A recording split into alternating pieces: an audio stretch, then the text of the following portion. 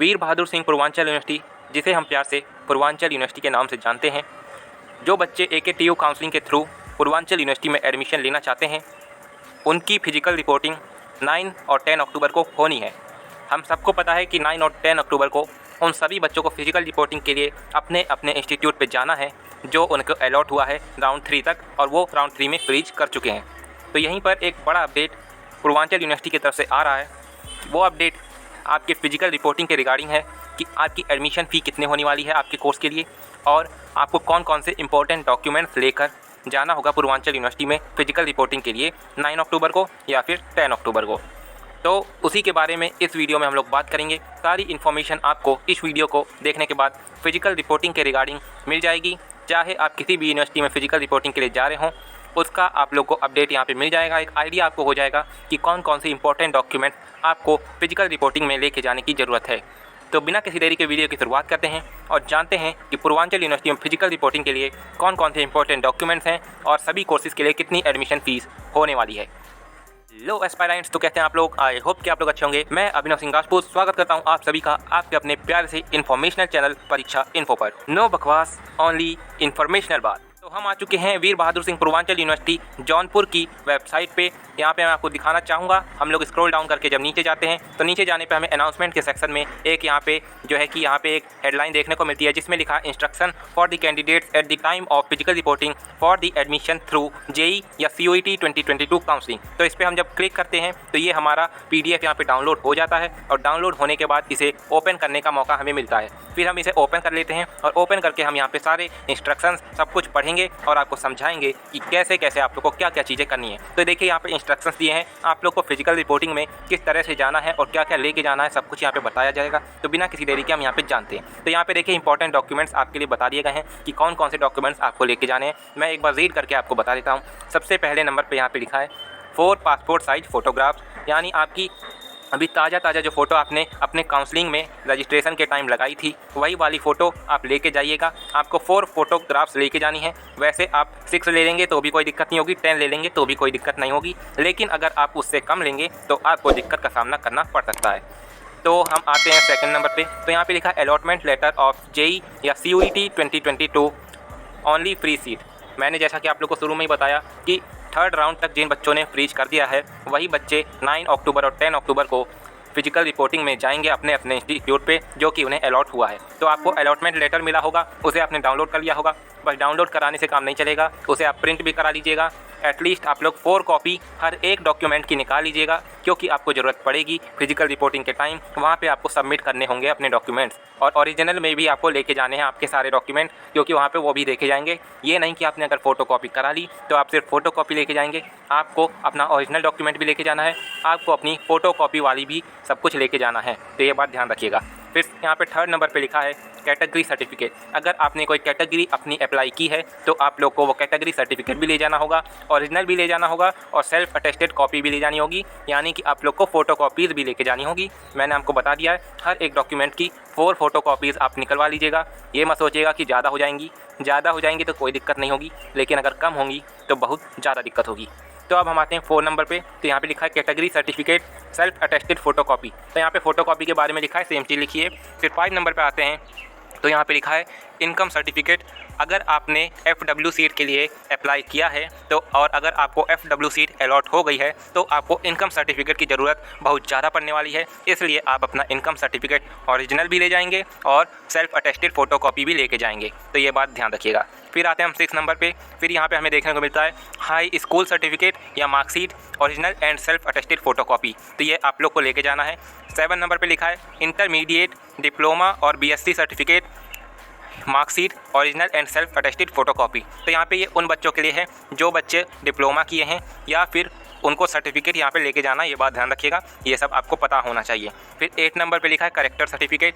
तो ये मैं आपको बता दूँ कि आपको कौन कौन सी चीज़ें ओरिजिनल लेके जानी है। इनकी फ़ोटोकॉपी आपको कराने की कोई ज़रूरत नहीं होगी। सबसे पहली चीज़ है आपका करेक्टर सर्टिफिकेट, दूसरी चीज़ है आपका ट्रांसफ़र सर्टिफिकेट, यानी जिसे हम शॉर्ट फॉर्म में TC कहते हैं। करेक्टर सर्टिफिकेट को हम शॉर्ट फॉर्म में CC कहते हैं। इन दोनों की आप लोग को ओरिजिनल लेके जाना है, इनका कोई फ़ोटोकॉपी आप लोग को नहीं लेके जाना है, इस बात का ध्यान रखिएगा। और आपका मेडिकल सर्टिफिकेट भी है जिसे आप लोग को ओरिजिनल लेके जाना है, इसका भी आपका कोई फ़ोटोकॉपी आपको नहीं लेके जाना है, तो ये बात ध्यान रखिएगा। और फिर यहाँ पे लिखा है PH सर्टिफिकेट, ये आप लोग को ओरिजिनल भी लेके जाना है और सेल्फ अटेस्टेड फ़ोटोकॉपी भी लेके जानी है। और यहाँ पे लिखा है फ्रीडम फाइटर सर्टिफिकेट। अगर आपने अप्लाई किया है कोई सब कैटेगरी तो आप लोग को ये वाला ओरिजिनल भी लेके जाना है सर्टिफिकेट, और आपको सेल्फ अटेस्टेड फ़ोटोकॉपी भी लेके जानी है। अगर आपने अप्लाई किया है सब कैटेगरी में तभी लेके जाइएगा, नहीं तो यहाँ पे कोई नीड नहीं होगी।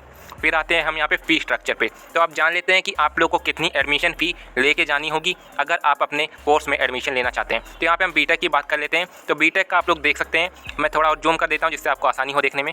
तो यहाँ पे देखिए BTech computer science and engineering भी है। यहाँ पे आपको सारे ब्रांच देखने को मिल रहे हैं। बीटेक आईटी भी है, बीटेक ईई भी है, बीटेक ईसी भी है, बीटेक ईआई भी है, बीटेक एमई भी है। तो यहाँ पे आप लोग को देखने को मिल गए सारे ब्रांचेज यहाँ पे अवेलेबल हैं। फिर हम यहाँ पे फ़ीस आपकी देख लेते हैं। तो यहाँ पे ईयर वाइज आपकी फ़ीस दी है और सेमेस्टर वाइज भी आपकी फ़ीस यहाँ पे दी गई है, तो आपको आसानी होगी देखने में।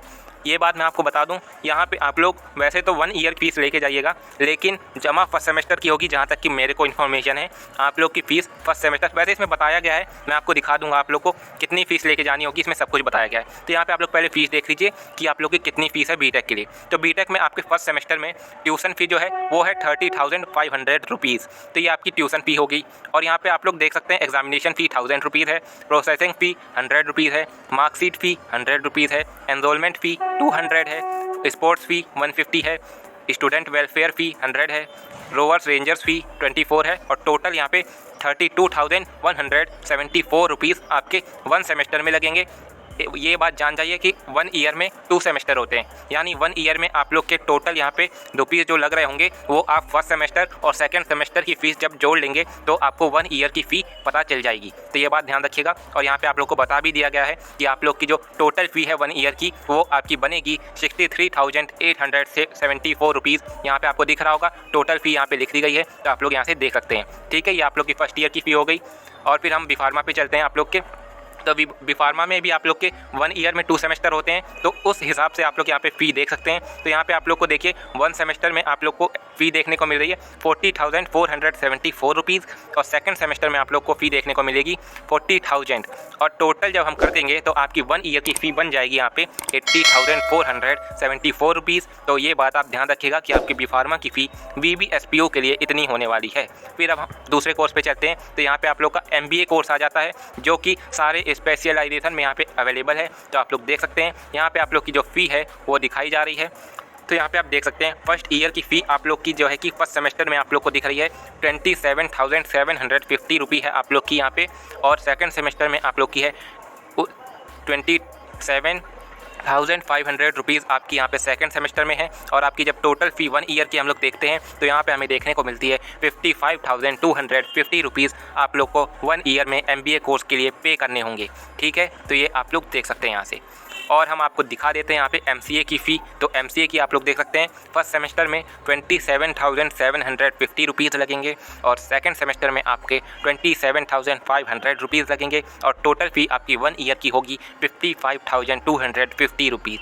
फिर और हम आपको यहाँ पे दिखा देते हैं, यहाँ पे आप लोग को बताया गया है कि आप लोग को किस तरीके से अपनी फ़ीस को जो है पे करना है, आपको कितनी फ़ी पे करनी है। तो यहाँ पे मैं आपको बता दूं कि आपने जब अपनी सीट को एक्सेप्ट किया होगा, आपकी अलॉटेड सीट को जब आपने एक्सेप्ट किया होगा, तो आपने कुछ 20,000 या फिर 12,000 फ़ी पे की होगी उस सीट को एक्सेप्ट करने के लिए। तो यहाँ पे उस फ़ी को आपको माइनस कर लेना है अपनी एडमिशन फ़ी से। जैसा कि आप यहाँ पे देख सकते हैं, मैं बी-फार्म का एग्जांपल लेता हूँ। तो बी-फार्म में आपकी जो टोटल फ़ी यहाँ पे बन रही है वो बन रही है 80,474 रुपीज़।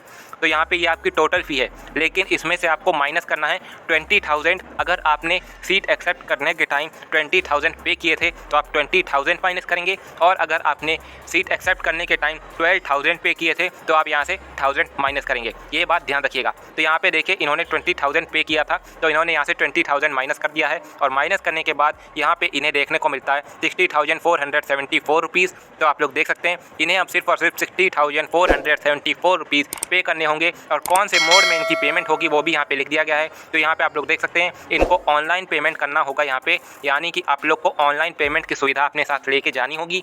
वहाँ पे कोई भी कैश आपका जमा नहीं होगा कि आपने हाथ में कैश ले लिया 60,000 का और वहाँ पे आपने दे दिया, तो ऐसा कुछ नहीं होने वाला है। आपको ऑनलाइन पेमेंट करना होगा, उसकी बंदोबस्त आप करके जाइएगा अपने पास से, नहीं तो आपको बहुत सारी समस्या का सामना करना पड़ सकता है। तो यहीं पे आप लोग को ऐसे ही सारे के सारे कोर्सेज़ का आप लोग को यहाँ पे देख लेना है। देखिए यहाँ पे आप लोग का जनरल ओबीसी कैंडिडेट्स का दिया है, क्योंकि जनरल एंड ओबीसी कैंडिडेट्स ने 20,000 रुपीज़ पे किए थे, और यहाँ पे एससी और एसटी का दिया है, और एससी और एसटी ने 12,000 पे किए थे, इसलिए यहाँ पे 12,000 माइनस किया गया है। ठीक है, तो आप लोग यहाँ से देख सकते हैं। और यहाँ पे आप लोग को नंबर दे दिए गए हैं, आपके जो भी डिपार्टमेंट है उनका सबका नंबर यहाँ पे दे दिया गया है। आप यहाँ से अपनी एक क्वेरी पूछ सकते हैं। अगर आपको कोई भी क्वेरी आ रही है तो आप लोग यहाँ पे कॉल करेंगे तो आपको सारी क्वेरी का यहाँ पे निवारण कर दिया जाएगा। आपको कोई भी अगर क्वेरी है मन में तो आप यहाँ से कॉल करके पूछ सकते हैं। तो यहाँ पे आप लोग के लिए बी फार्म के लिए भी दिया है, मतलब सारे डिपार्टमेंट का आपको यहाँ पे फ़ोन नंबर दे दिया गया है, और यहाँ पे प्रोफेसर्स का नाम दे दिया गया है। आपको कोई भी प्रॉब्लम है, कोई भी प्रश्न है आपके मन में उछल रहा, कूदाफानी कर रहा, तो उसका आप लोग यहाँ पे सवाल पूछ सकते हैं और आपको उसका जवाब निश्चित रूप से दे दिया जाएगा।